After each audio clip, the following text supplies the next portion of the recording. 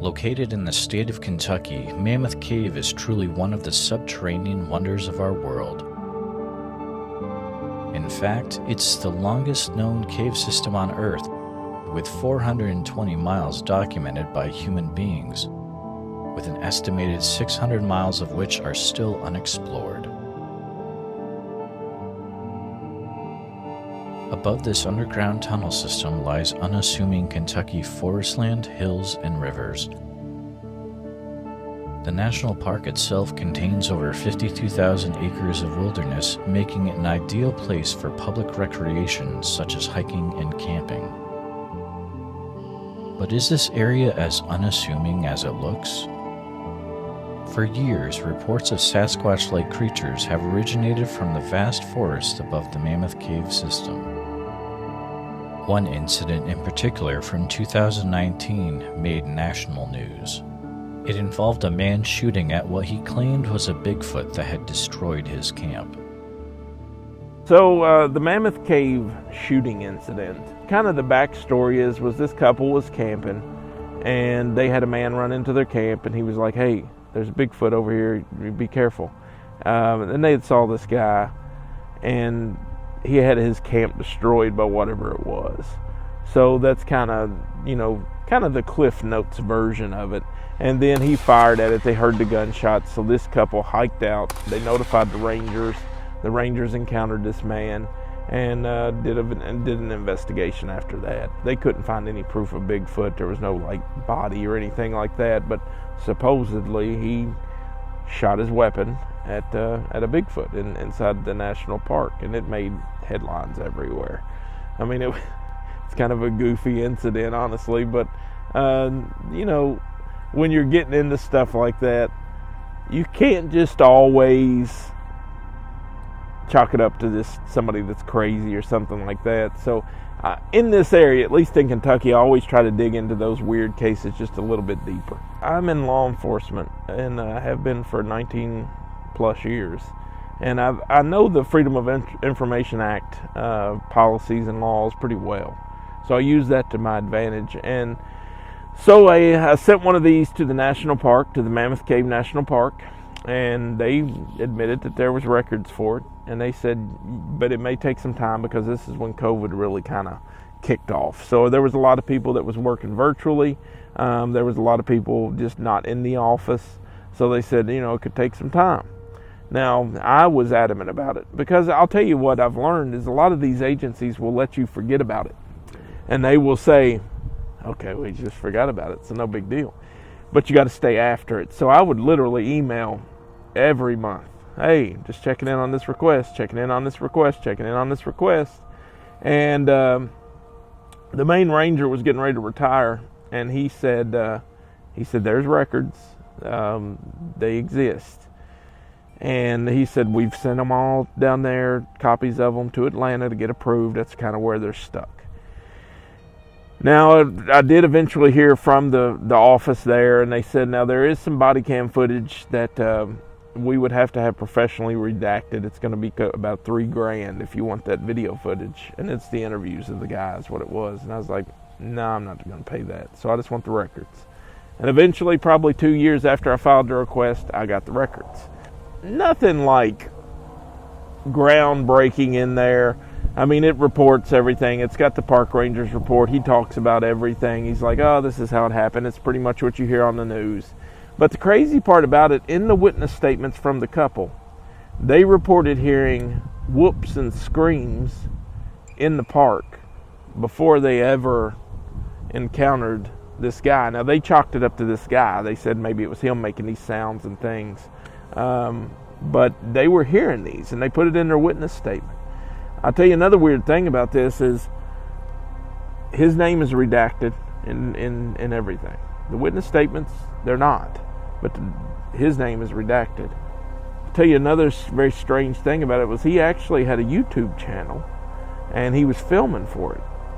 So there was video footage that existed at some point of this incident, and he had other videos on his channel of encounters in the woods. And the ranger put that in his report.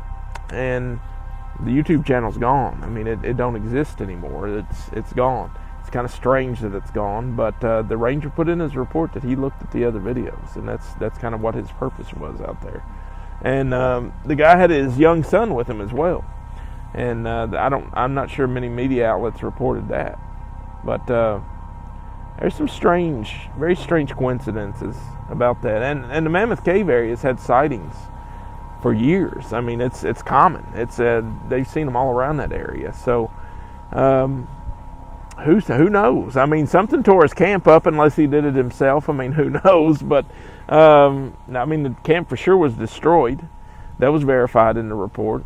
Like a bear or something, I guess, would do. You know, it had been kind of ransacked, but it was tore up. And they said that he did it himself, is kind of what they claimed. But, you know, they claimed that because he was shooting a gun in a national park, and they wanted him to make him look nuts. So that's kind of my take on the report, was they were kind of going down the road of, he had something going on up there.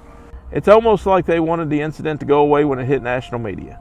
I mean, that's the way it looks to me. It almost looks like it went to national media, and they're like, we probably just need to let this go away.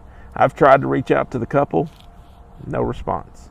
So I don't know. I try not to get into the whole government, you know, involvement type thing, but in this incident, it's almost like the government said, let's just let this kind of chill out and, you know, go away. And it hasn't really, every few years, you know, you'll see it kind of blow back up again. With social media, you'll see a news report or something like that, but it's a weird case for sure.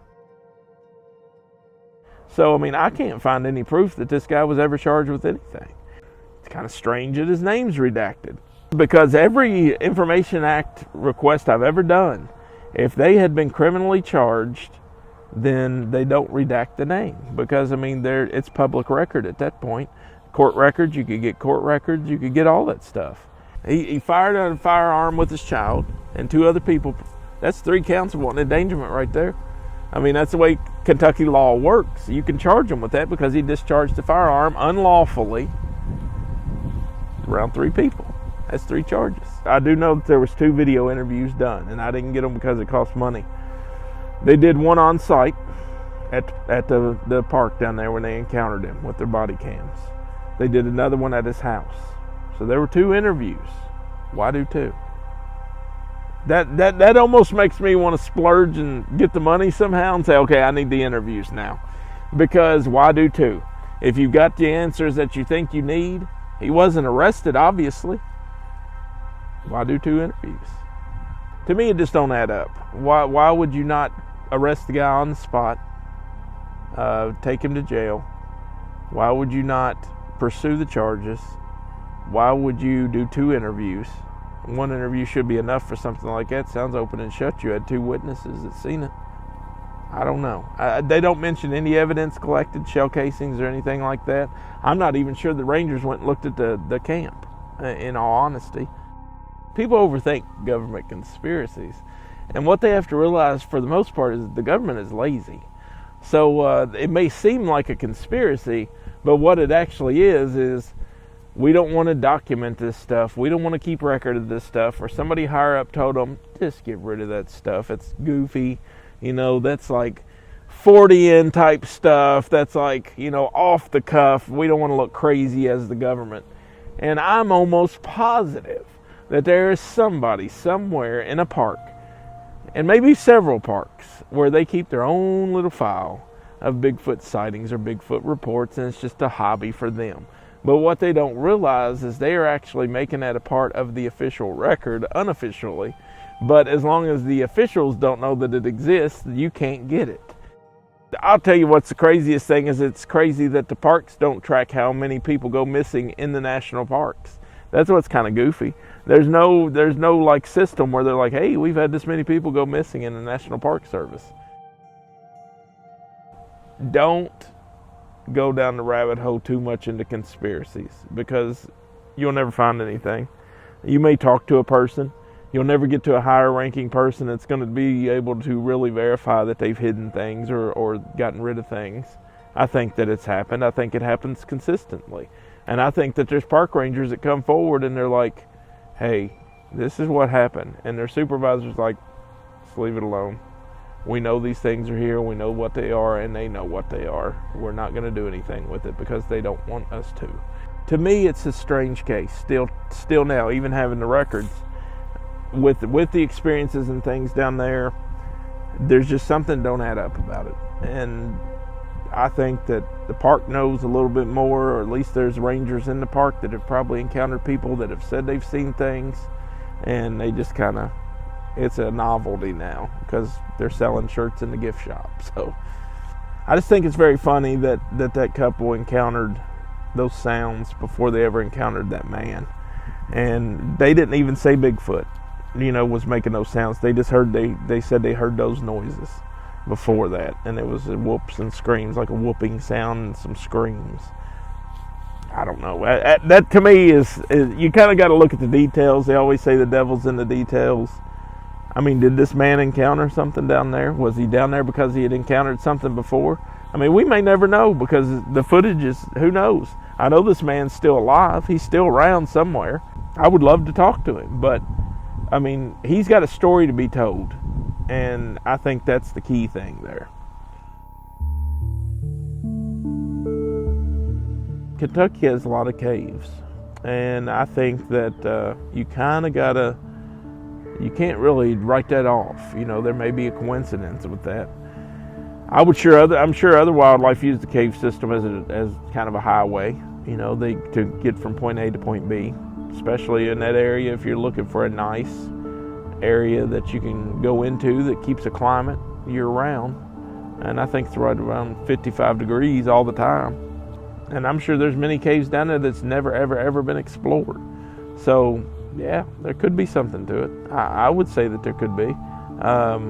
These creatures are not stupid by all means, and if they have a way to cover themselves in the elements and stay away from people, and they know about caves that maybe we don't, well, then there you go.